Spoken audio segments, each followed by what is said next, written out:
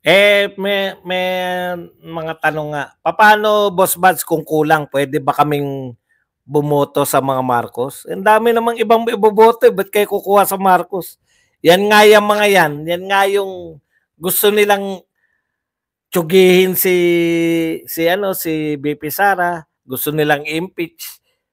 Yan nga ang magiging kasangkapan niya eh. Kunwari, alimbawa, 5 lang ang sinabi ni Tatay Digong. Tapos may mga kumandidato na mga independent, etc. O di mamili kayo dun. Pero etong mga to, yung lineup ni Marcos, pag binoto nyo yan, wag na kayo sumama sa mga laban-laban, ganun din eh. Kayo din ang dahilan kung bakit tumatagal yung laban eh. Buds, ang sabi ni Maharlika, kakusapin yung DDS vlogger tapos opera ng pera abroad at tapos pag pumayag, gulkur. Wala po akong masasabi yan. Alam niyo naman, may bolang kristal. Mahirap po ako alam niyo po ito mahirap ako mag-react sa mga bolang kristal kasi hindi ko nakikita yung future eh. Sila nakikita nila yung future kaya wala akong masasabi diyan. Pag may natigok na sigurong bumaliktad. Yan. Pwede tayong may masasabi diyan. Sir Buds, pwede ba tumakbo ang isang convicted tulad ni Castro at Erwin Tulfo? Pwede.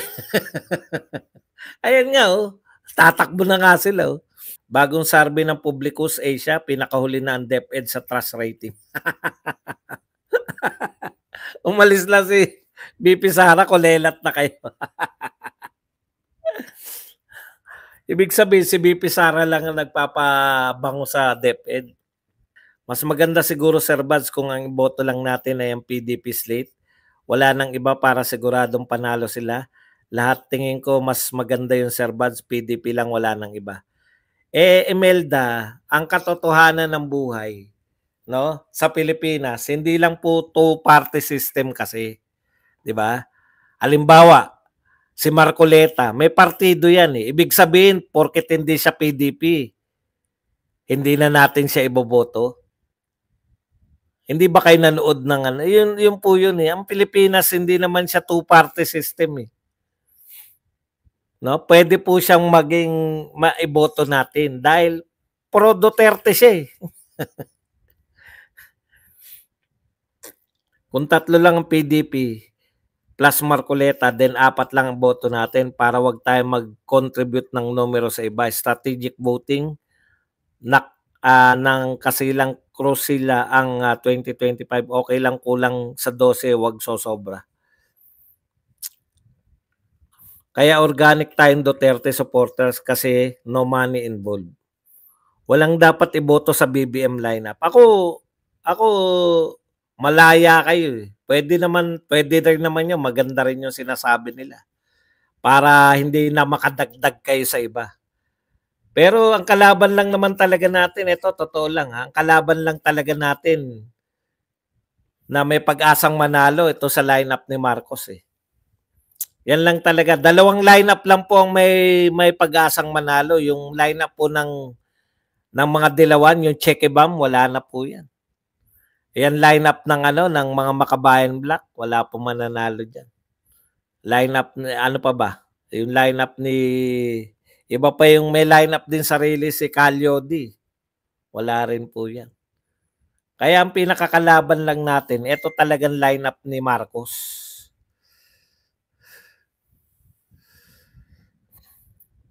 Zero Marcos lineup, no to Marcos candidates. Iboto natin yung gusto ng pagbabago.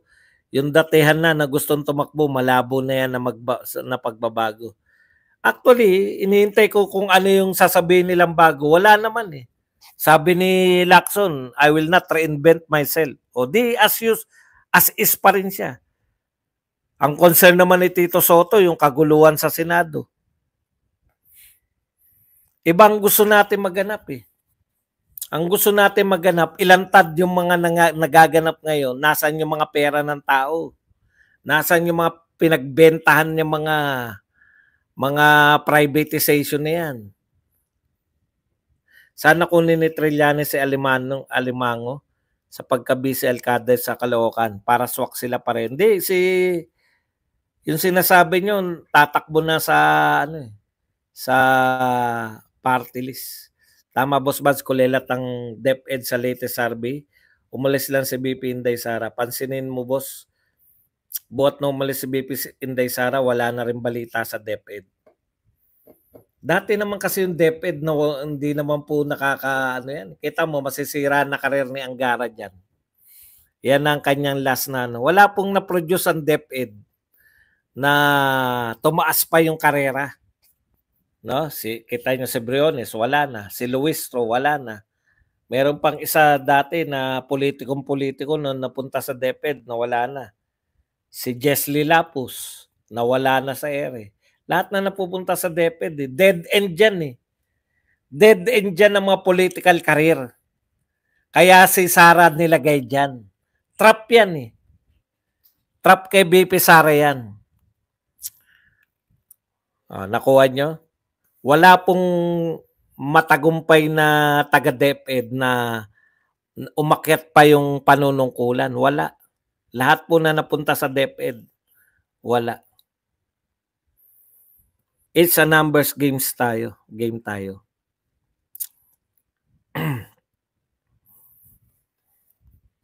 Totoo yun. Numbers game talaga to. Boss Badong, hindi mo nabanggit si Doc Willie Ong. Hindi ba natin siya iboto? Alam niyo si Doc Willie Ong, bahala na po kayo kay Doc Willie Ong kasi ako naawa ko sa kanya. Sa totoo lang, naawa ko sa kanya. Hindi niya kakayanin yung hindi ko naman po siya sinasabing wag niyong iboto. Hindi ko rin siya sinasabing iboto niyo. Bahala po kayo kay Willie Ong. Gusto ko siya as senator. Kasi totoong ano yan eh. Totoong ano po yan yung anong tawag doon? Makakatulong yan kasi wala naman tayo medical, di ba? Katulad nung panahon ni Flavier. Yung mga magke-create ba talaga ng mga tungkol sa health. Siya talaga yun kasi doktor, maalam na sa mga pagtulong sa kapwa. Pero wag sa ngayon, ako personal to ha, wag ngayong panahon na to na unahin niya muna yung health niya.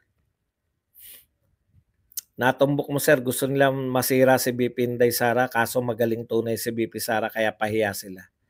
Totoo yung kaya siya nilagay sa DepEd, hindi siya nilagay sa DND.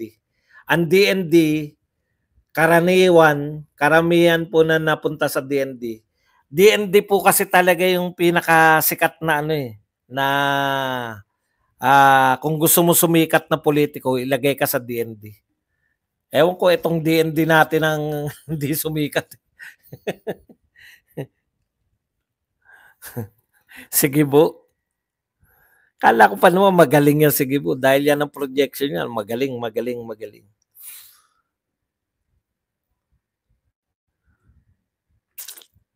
Kung DND si BP Sara, di sibak na yung mga mga rebelde.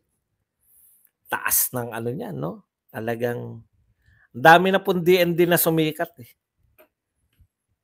Pero walang DepEd na sumikat. Yan ang katotohanan. Lahat po ng DND, panay sikat po yan. Diretso lang. Hindi ako kulto ni Buds pero naniniwala ko sa kanyang ideya tungkol sa pagpili. Basta Team Digong tayo kasi nasa critical period tayo ng Philippine history. Kailangan natin numero ngayon.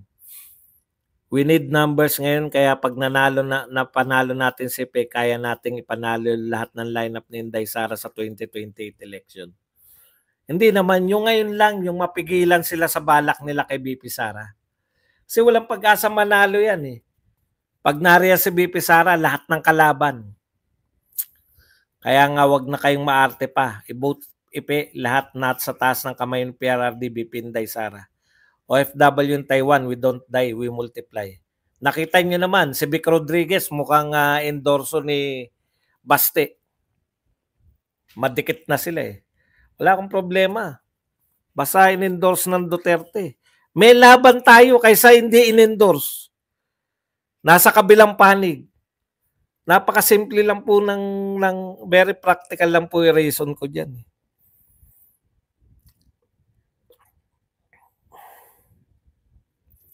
Kung bakit mga Duterte ang dapat iboto natin. Ngayon, puwede ba 'yun na mangyari na matapos sila manalo bumaliktad sila? Puwede. Si ano nga, si Tol nga bumaliktad, eh. Wala na tayong kontrol dun, eh. Ugali na 'yan, yung ugaling mangga na 'yan, eh, 'di ba? Wala tayong magagawa diyan. Kaso at least may laban ka sa mga sa mga nagsasabing Duterte sila at sa mga, namili kay Marcos, may laban ka sa mga namili kay Duterte.